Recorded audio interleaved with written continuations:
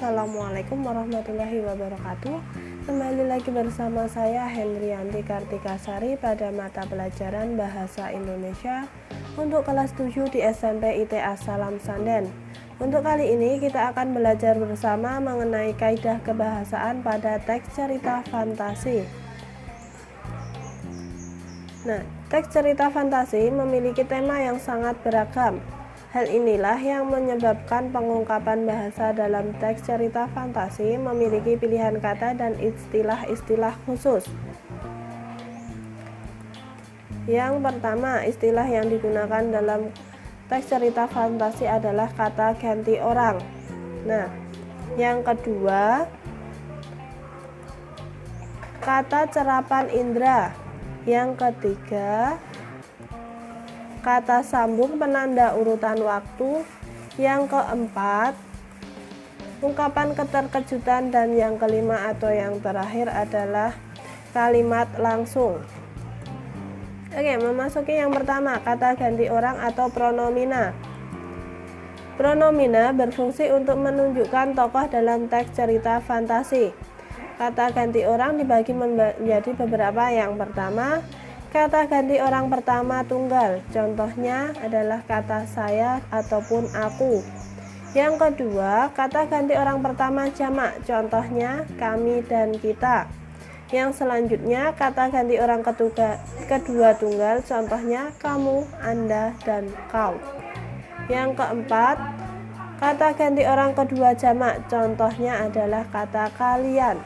Dan yang kelima, kata ganti orang ketiga tunggal, contohnya dia ataupun beliau. Beliau biasanya digunakan untuk mengungkapkan orang yang lebih tua ataupun orang yang belum kenal terlalu dekat, sedangkan kata dia itu bisa jadi teman sebaya, orang yang berumur sama, ataupun orang yang sudah dikenal dekat, dan adik yang berumur lebih muda dari kita.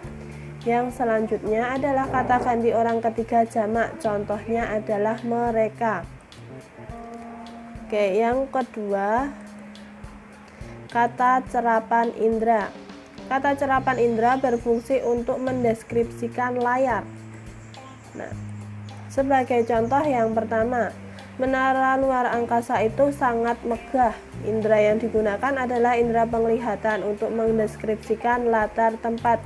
Dan yang kedua, contohnya, robot itu sangat berisik, padahal keadaan desa sangat sepi. Ia takut ketahuan penduduk desa. Nah, dari kata tersebut, indera yang digunakan adalah indera pendengaran yang berfungsi untuk mendeskripsikan latar suasana. Oke, yang selanjutnya, yang nomor 3 adalah kata sambung penanda urutan waktu. Kata sambung penanda urutan waktu digunakan untuk menandakan perubahan latar dan peristiwa. Contohnya adalah menggunakan kata kemudian, setelah itu, lalu, sebelum, tiba-tiba, ketika, bersama itu, sementara itu, dan lain sebagainya.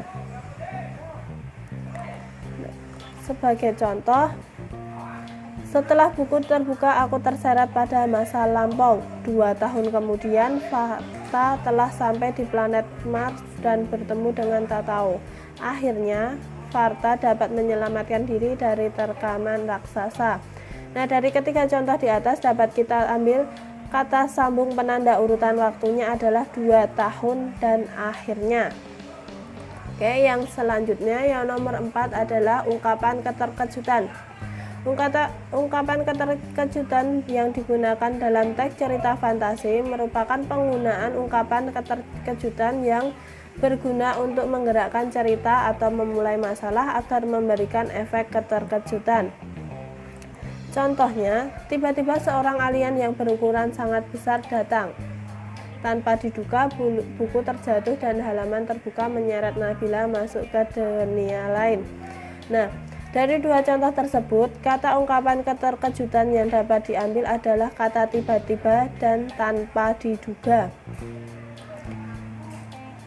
Yang nomor 5 atau yang terakhir adalah kalimat langsung. Kalimat langsung dalam teks cerita fantasi dapat ditemukan dalam dialog-dialog dalam cerita. Nah, sebagai contoh, Raksasa itu mengejar kita, teriak Fona kalang kabut. Aku ternganga mendengar kata Fona, aku segera berlari. Nah, kalimat yang langsung yang digunakan dalam contoh di atas adalah kalimat raksasa itu mengejar kita. Oke, sekian dulu belajar bersama kita kali ini. Banyak salahnya mohon maaf. Sampai bertemu lain waktu. Wassalamualaikum warahmatullahi wabarakatuh.